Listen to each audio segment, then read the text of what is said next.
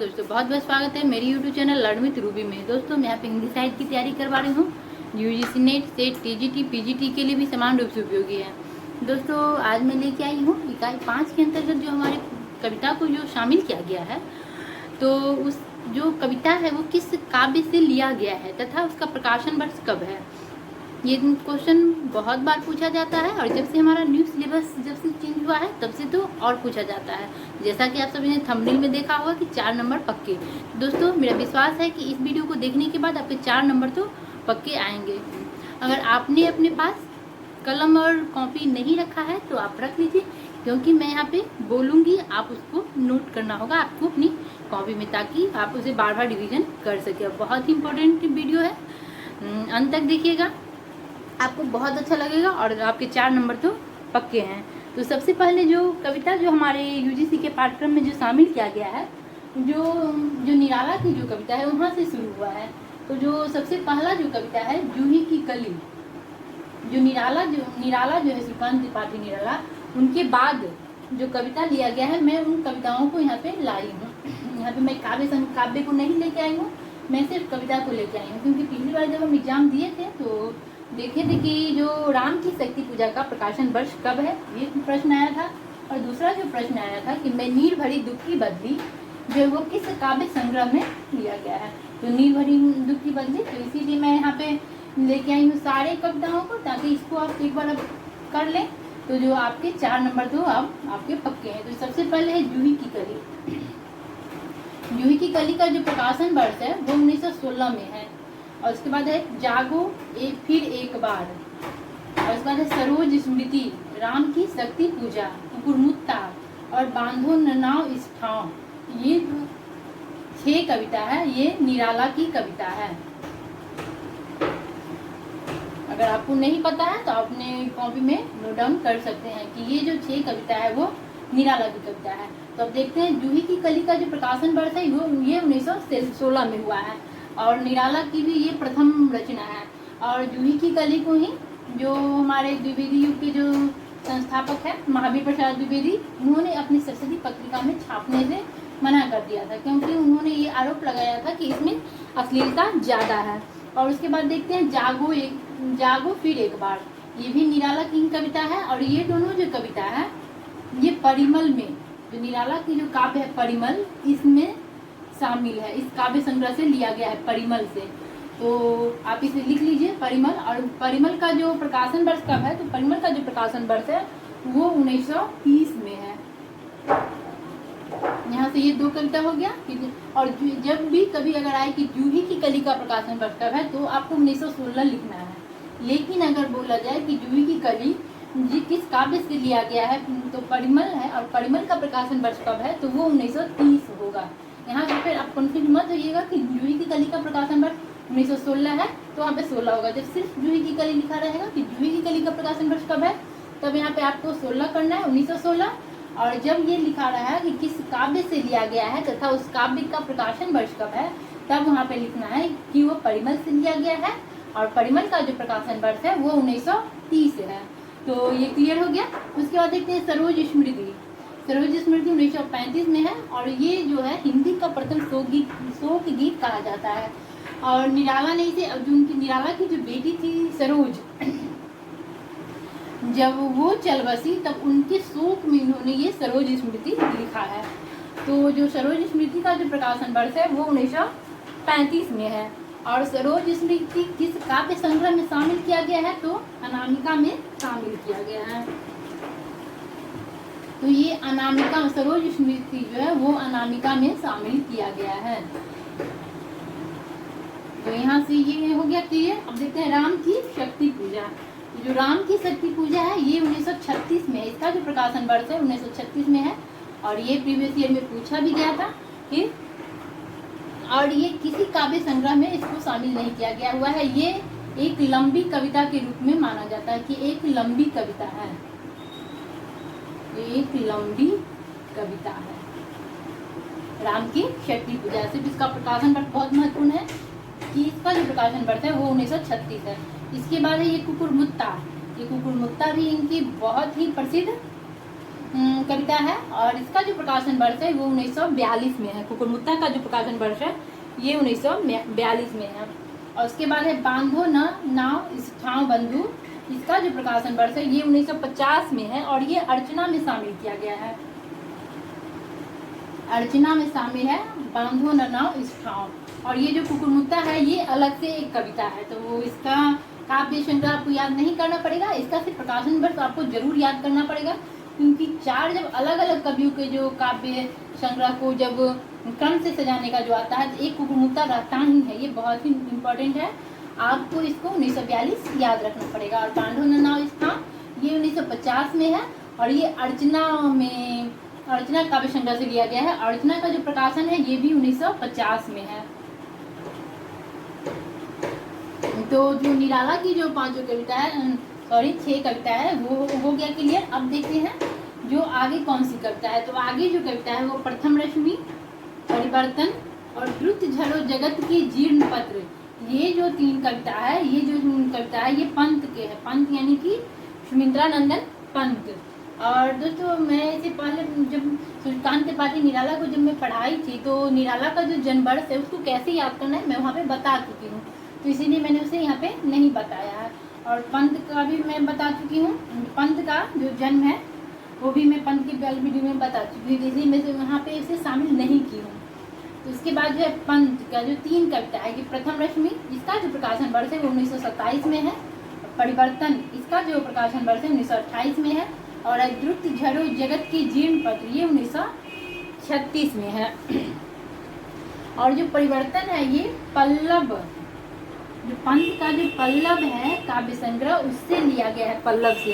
अब पल्लव का प्रकाशन कब हुआ है, तो पल्लव का प्रकाशन 1928 ईस्वी में हुआ है। उसके बाद है प्रथम रश्मि, परिवर्तन जो है वो प्रथम रश्मि हो गया, उसको पल्लव से लिया गया है, नहीं प्रथम रश्मि बीना से लिया गया है, सॉरी हाँ। तो प्रथम रश्मि जो है वो बीना से लिया गया है, इसका जो प्रकाशन जो इसका जो काव्य है वो बीना से लिया गया है। इसका प्रकाशन वर्ष 1927 में है, ये बीना कितनी बार पूछा भी जाता है।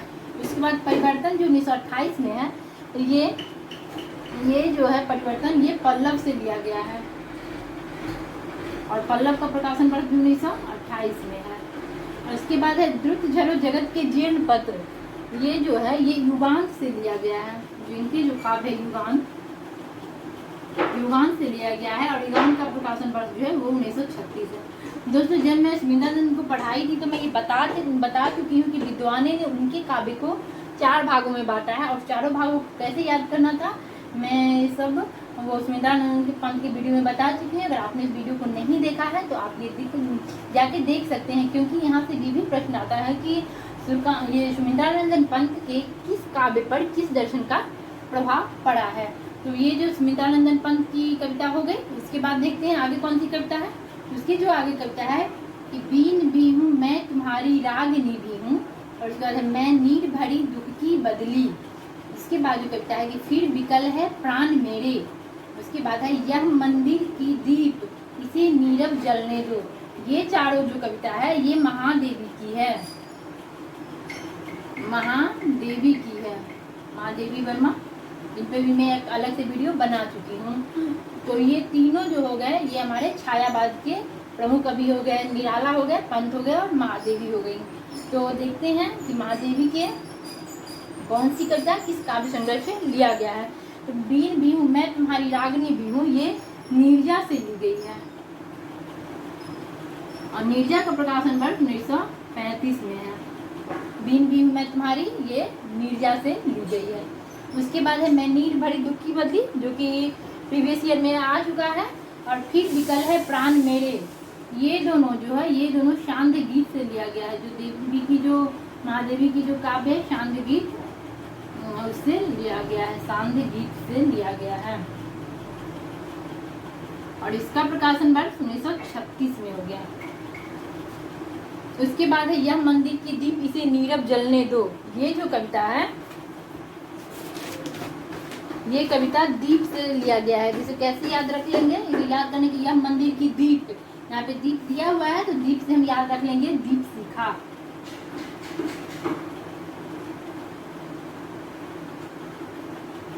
और दीपशिखा का जो प्रकाशन वर्ष है वो 1942 में है। तो यहाँ पे हम याद रख लेंगे जो कि कुकुरमुत्ता का प्रकाशन वर्ष 1942 में है और दीपशिखा का भी प्रकाशन वर्ष 1942 में। इसके बाद 36 में जो हो गया एक सांध्य गीत, महादेवी की सांध्य गीत, पंत की युगान और निराला की राम की शक्ति पूजा 1936 में हो गया। यहाँ पे 3 हो गया 1936 में। एक तो हो गया राम की शक्ति पूजा, दूसरा हो गया युगान और तीसरा सांध्य की गीत। और 1942 में हो गया 2, एक कुकुरमुत्ता निराला की और महादेवी की दीपशिखा। उसके बाद दोस्तों देखते हैं आगे कौन सी कविता है। तो आगे जो कविता है कालिदास, उसके बाद है खुरदुरे पैर, बादल को गिरते देखा है, और उसके बाद है अकाल, और उसके बाद है शासन की बंदूक, उसके बाद मनुष्य है। जैसा कि नाम से ही आप समझ गए होंगे कि ये किनकी कविता है। तो ये जो हमारी कविता है वो है नागार्जुन की, यानी कि बाबा नागार्जुन, जो कि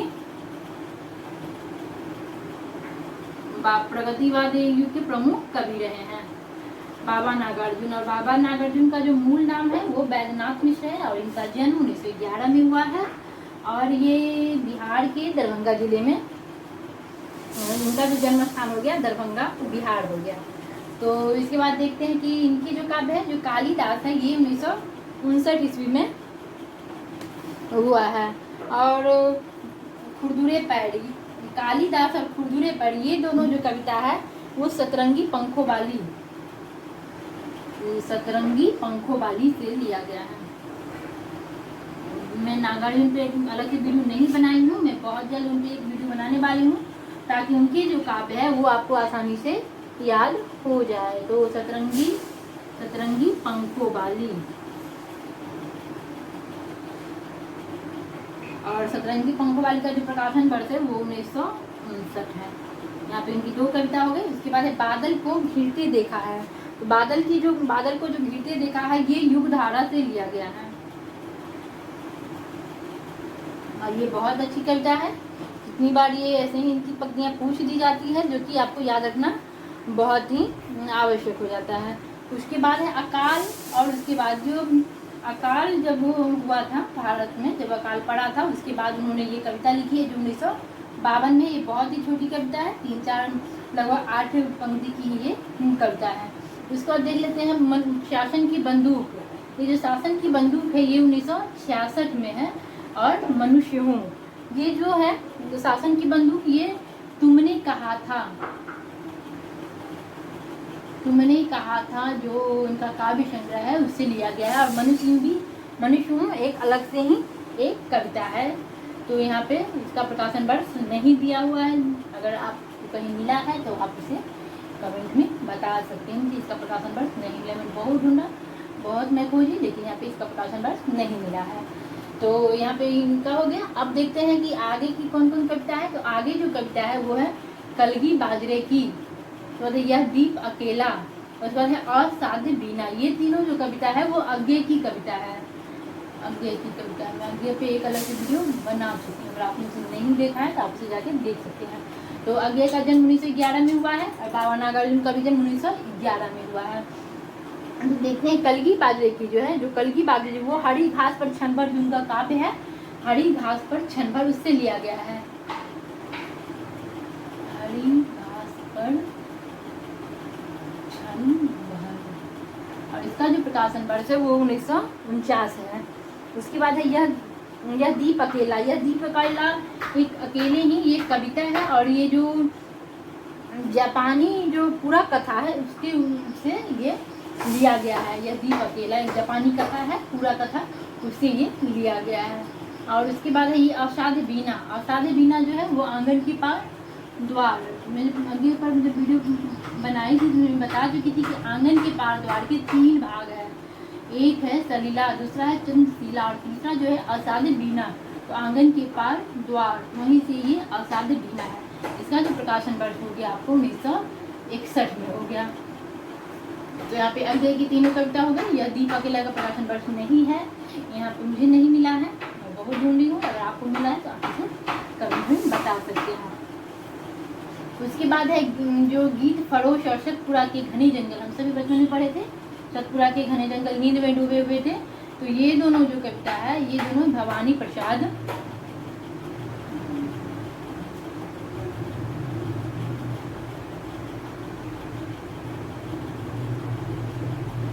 ये दोनों जो कविता है वो भवानी प्रसाद मिश्र का है। भवानी प्रसाद मिश्र का जन्म 1913 ईस्वी में हुआ है। इनका जो दोनों कविता है, ये 1930 से 1943 के बीच में आया हुआ है गीत फरोश।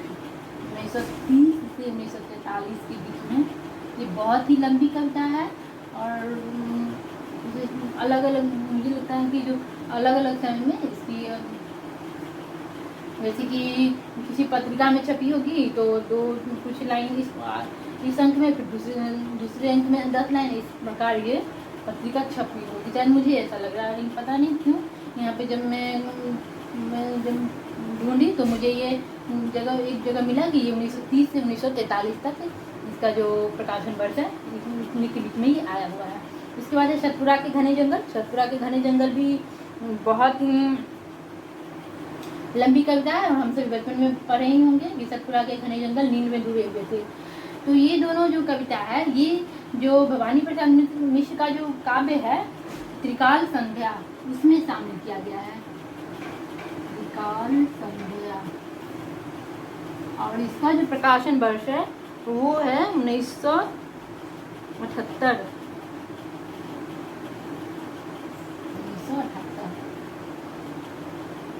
और ये द्वितीय तार सप्तक का जो स्थापना किया हुआ गया ना, उसमें भी ये त्रिकाल संध्या का जो वर्णन किया गया है। दोस्तों तार सप्तक में 4 तार सप्तक है, तार सप्तक है, द्वितीय तार सप्तक, तृतीय तार सप्तक और चतुर्थ तार सप्तक। मैं दूसरी किसी वीडियो में बताऊंगी। इन जो तार सप्तक है इसमें सप्तक से यानी कि सार्थक कवियों को लिया गया है। तो मैं किसी वीडियो में बताऊंगी कि इन जो तार सप्तक में जो कवि है उनको ट्रिक के साथ कैसे याद करना है। उसके बाद देख लेते हैं आगे की कविता। तो आगे की कविता है भूल गलती, अंधेरे में और भ्रम राक्षस। आप समझ गए होंगे कि ये किन की कविता है। तो ये मुक्ति बोध की कविता है। मुक्ति बोध पे भी मैं अलग से वीडियो बना चुकी हूँ। मुक्ति बोध का जन्म कब हुआ है, तो ये 1917 में हुआ है। और इनकी जो कविता है भूल गलती, जो भूल गलती है वो 1964 में इसका प्रकाशन वर्ष है। और उसके बाद अंधेरे में जो कविता इसमें है कि ये 8 खंड, ये बहुत पूछा जाता है कि कितने खंड में बटा हुआ है। तो 8 खंड और 71 बंद में ये बटा हुआ है। उसके बाद है ब्रह्म राक्षस।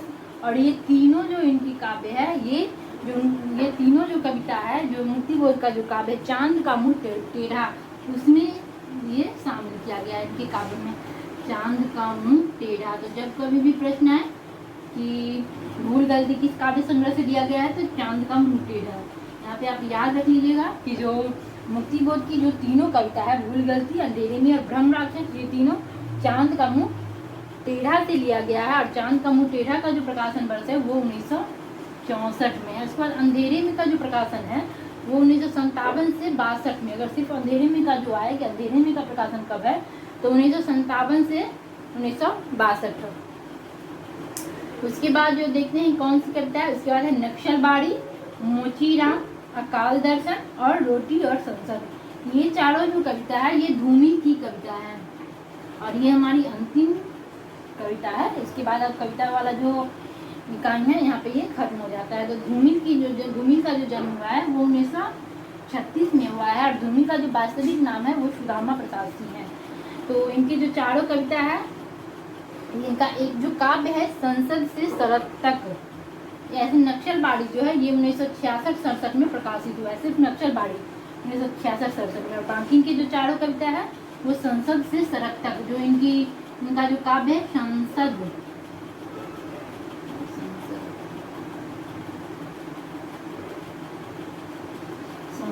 से सड़क तक, संसद से सड़क तक से लिया गया है इनका जो चारों कविता है। तो यहाँ से आपको याद रखना होगा कि मुक्ति बोध का तीनों कविता और भवानी प्रसाद की जो कविता है वो त्रिकाल संध्या, और मुक्ति बोध की जो तीनों कविता है वो चांद का मुंह टेढ़ा, और धूमिल की जो सारी कविता है वो संसद से सड़क तक। और संसद से सड़क तक का जो प्रकाशन वर्ष है वो है 1972। दोस्तों मुझे उम्मीद है कि आपको मेरा आज का वीडियो बहुत पसंद आया होगा।